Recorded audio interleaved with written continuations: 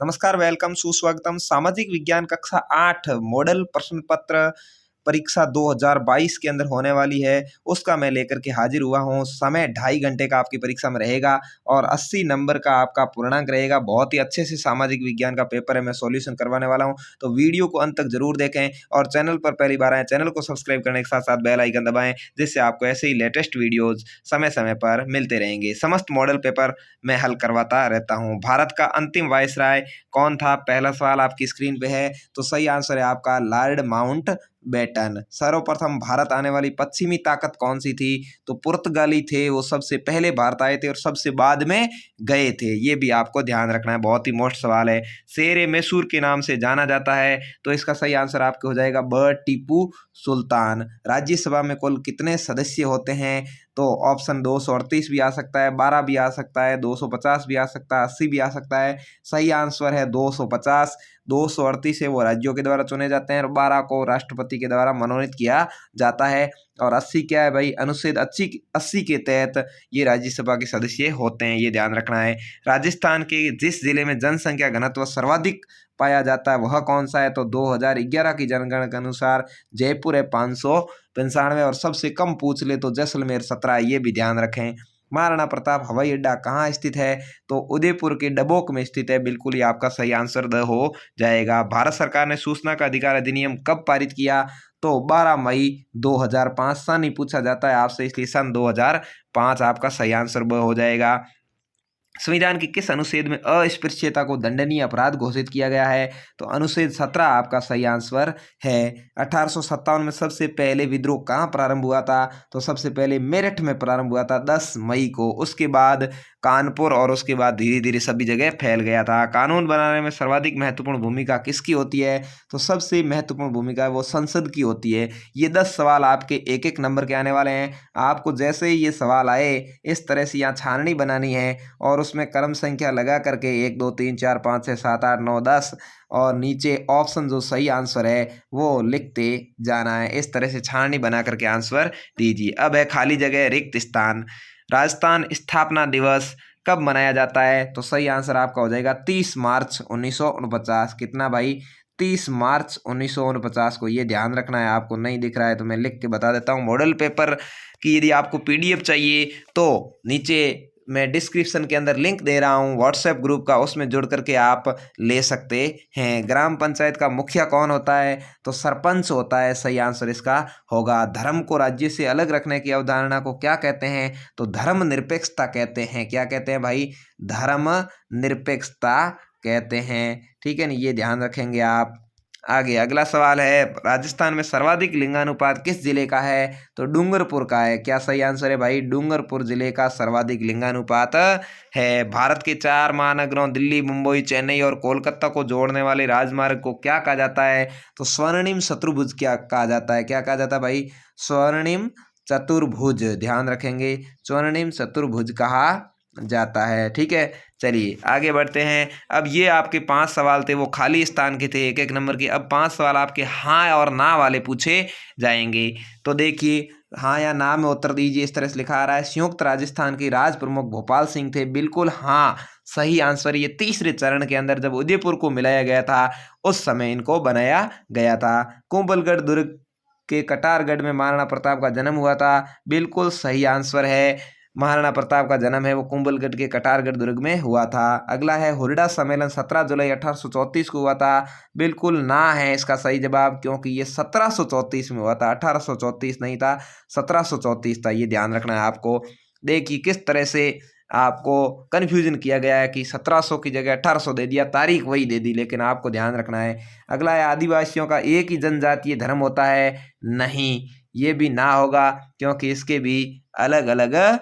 जनजातियां अलग अलग है लेकिन धर्म है वो भी अलग अलग हो सकते हैं। 1857 से गवर्नर जनरल को वायसराय कहा जाने लगा। बिल्कुल ही ना इसका सही जवाब होगा, यानी गलत है। 1858 से कहा जाने लगा था, 1857 से नहीं, 1858 से है। ठीक है, तो चलिए आगे बढ़ते हैं। अब सवाल है आपके 2-2 नंबर के, उनके भी सवालों के जवाब मैं सारे आपको देने वाला हूँ। पहला है राजस्थान के किन्हीं 4 कुटीर उद्योगों के नाम लिखिए। तो आपको लिखना है हथकरघा कुटीर उद्योग, मिट्टी के बर्तन बनाने का उद्योग, मत्स्य यानी मछली के तेल के निर्माण का उद्योग, वस्त्रों की रंगाई छपाई का उद्योग, या आप ब्लू पॉटरी जयपुर भी लिख सकते हैं, या चमड़े की जूतियाँ बनाने का उद्योग। इस तरह 7-8 नाम आप याद कर लें, उसमें से कोई भी 4 नाम आप लिख सकते हैं। अगला है 1857 के विद्रोह के प्रमुख केंद्र कौन कौन थे। तो सबसे पहले अब मेरठ, आपको पता ही क्रांति शुरू हुई थी। दिल्ली, कानपुर, लखनऊ, झांसी, राजस्थान यानी राजपूताना के कुछ क्षेत्र भी थे, जैसे नीमराणा है, ठीक है ना, इस तरह से आपको लिखना है। अगला है 15वां जलियांवाला बाग हत्याकांड कब और कहाँ घटित हुआ था। तो जलियांवाला बाग हत्याकांड है वो भारत के पंजाब क्षेत्र के अमृतसर में जो स्वर्ण मंदिर है उसके निकट जलियांवाला बाग के अंदर 13 अप्रैल 1919 को घटित हुआ था। कब हुआ था भाई? 13 अप्रैल 1919 इसका सही आंसर हो जाएगा। अगला सवाल आया है घूमतू किसानों की 2 विशेषता बताओ। जो घूमने वाले किसान होते हैं, मतलब ऐसे आदिवासी लोग या ऐसे पिछड़े हुए लोग जो अपना एक जगह घर नहीं बना करके घूमते रहते हैं, तो आपको उसकी 2 विशेषताएं लिखनी की। अपना घर कच्चा ही बनाते हैं और ये पशुपालन पर अपना जीवन व्यतीत करते हैं। अगला है महिला सशक्तिकरण के लिए चलाई जा रही 2 योजनाओं के बारे में बताना है कि महिलाओं को मजबूत करने के लिए बहुत सारी योजनाएं चल रही है। आप लिख सकते हैं सुकन्या समृद्धि योजना जो 22 जनवरी 2015 शुरू हुई थी, और बेटी बचाओ बेटी पढ़ाओ। इसके अलावा और भी महिला दिवस पर फ्री में यात्राएं करवाना, महिलाओं को सम्मानित करना, और भी बहुत सारी योजनाएं, कोई भी 2 योजना आपको लिखनी है। अब 4-4 नंबर वाले सवाल आपके आएंगे।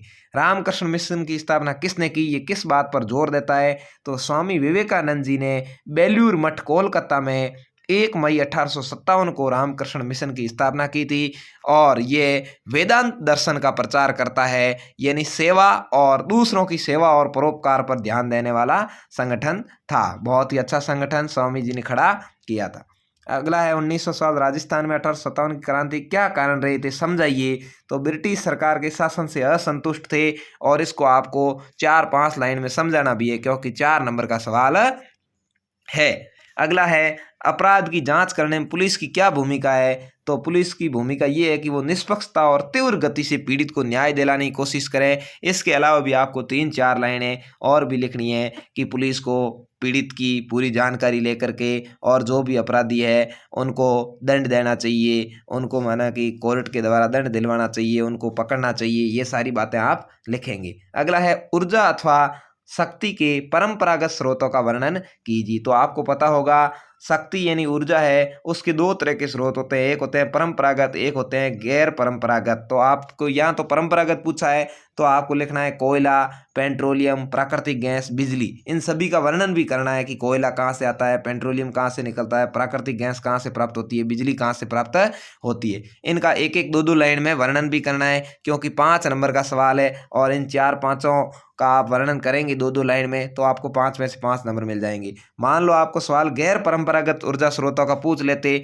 तो भी आपको ध्यान रखना है कि गैर परंपरागत सौर ऊर्जा है, पवन ऊर्जा है, ज्वारीय ऊर्जा है, बायोगैस है, परमाणु ऊर्जा है। अब मैं आपको ये भी बता दूं कि गैर परंपरागत और परंपरागत होते क्या हैं। परंपरागत ऊर्जा स्रोत वो है जो प्रकृति से प्राप्त होते हैं, और इनका एक दिन क्या होगा, ये खत्म हो जाएंगे, पूरे हो जाएंगे, क्योंकि ये इनको बनने में लाखों करोड़ों साल लगते हैं। और गैर परंपरागत ऊर्जा स्रोत वो है जो मानव ने अपने दिमाग से इनको प्राप्त करना शुरू किया है, और ये वापस नए भी प्राप्त बनते रहते हैं, इसलिए ये कभी खत्म नहीं होंगे। तो अपने को अधिक से अधिक गैर परंपरागत ऊर्जा स्रोतों का प्रयोग करना चाहिए, और परंपरागत ऊर्जा स्रोतों की बचत करनी चाहिए। अब आगे हैं भूसंखलन किसे कहते हैं, इसे रोकने की विधियों के बारे में बताइए। तो धरातलीय हलचल के द्वारा जो पत्थर खिसकना या गिरना है वो भूसंकलन कहलाता है। मतलब पहाड़ वगैरह होते हैं, वहाँ से पत्थर वगैरह लुढ़क जाते हैं, गिर जाते हैं, पथरीली मिट्टी है वो बहती रहती है,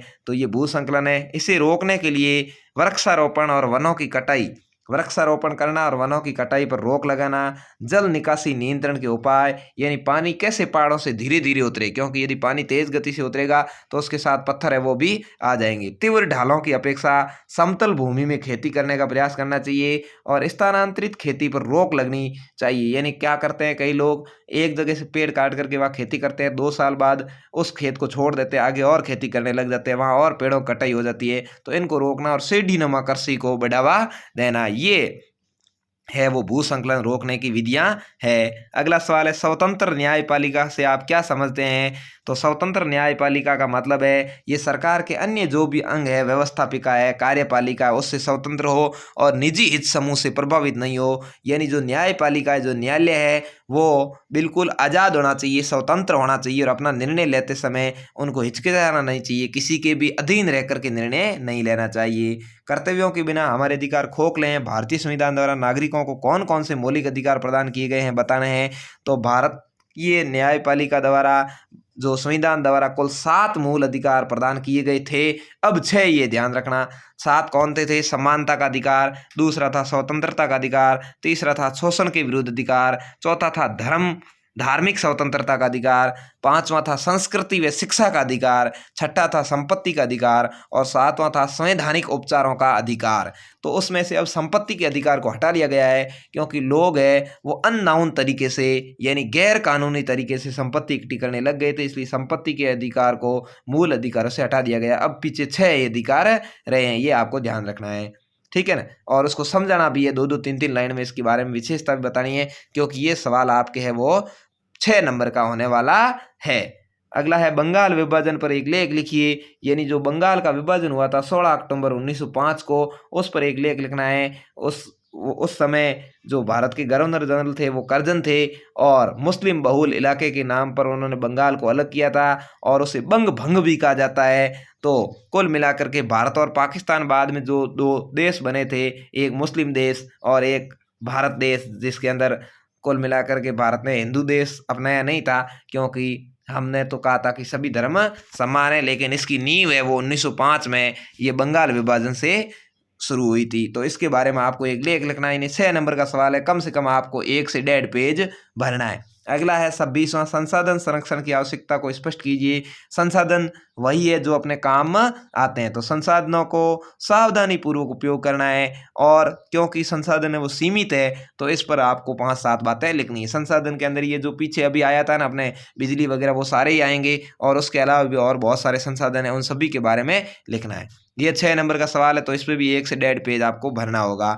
भारत के मानचित्र में निम्न स्थानों को अंकित कीजिए। ये भी आपके 6 स्थानों का नाम आएगा और बहुत ही अच्छा सवाल ये आया है कि इसके अंदर देखा जाए तो 6 नंबर का सवाल है और आपको ज़्यादा कोई काम करना नहीं है। तो मैं अभी आपको मानचित्र दिखाता हूँ कि आपको क्या क्या काम करना है, ठीक है। इस मानचित्र के अंदर आप ये देखिए, आपको इस तरह से भारत का मानचित्र है वो दिया जाएगा और साथ में कहा जाएगा कि आपको इन स्थानों को दर्शाना है। तो कौन कौन से स्थान है देखिए, पहला है अरब सागर, फिर है मुंबई।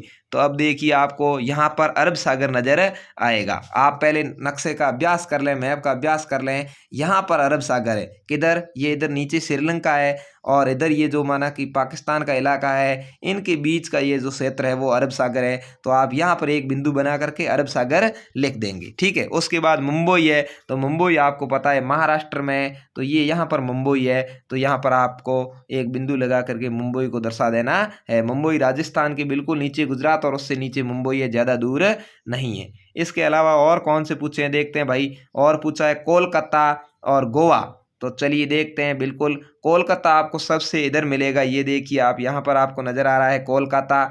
ये पश्चिम बंगाल राज्य के अंदर यह कोलकाता है। ये जो पूर्वोत्तर राज्य है 7, उसके बिल्कुल नीचे की साइड में बांग्लादेश के पास में ही कोलकाता है, पश्चिम बंगाल में। उसके बाद पूछा था गोवा। गोवा आपको ध्यान रखना है महाराष्ट्र के ठीक पास में, ये आप देख रहे हैं, यहाँ पर आपको गोवा नजर आ जाएगा। तो इस तरह से बिंदु बना करके आपको गोवा लिख देना है। अब आगे और 2 चीजें क्या पूछिए, एक पूछिए जम्मू कश्मीर और एक पूछिए कर्क रेखा। तो कर्क रेखा आपको ध्यान रखना है कि भारत के 8 राज्यों से गुजरती है, मिजोरम, त्रिपुरा, पश्चिम बंगाल, झारखंड, छत्तीसगढ़, मध्य प्रदेश, राजस्थान और गुजरात से।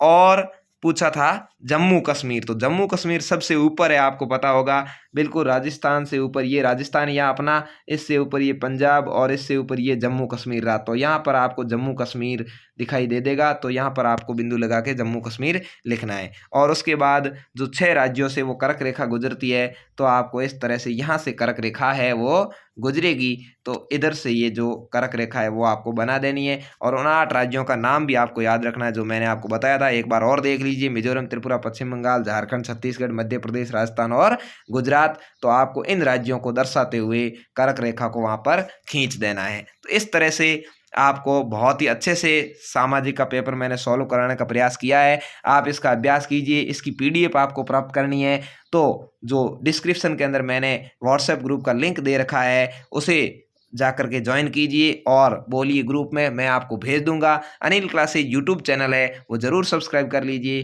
क्योंकि आपको सभी सब्जेक्ट के मॉडल पेपर परीक्षा से पहले यहाँ पर मिलने वाले हैं। तो धन्यवाद, मिलते हैं नेक्स्ट वीडियो में। जय हिंद, वंदे मातरम। और वीडियो को अपने दोस्तों के साथ शेयर जरूर करें। धन्यवाद।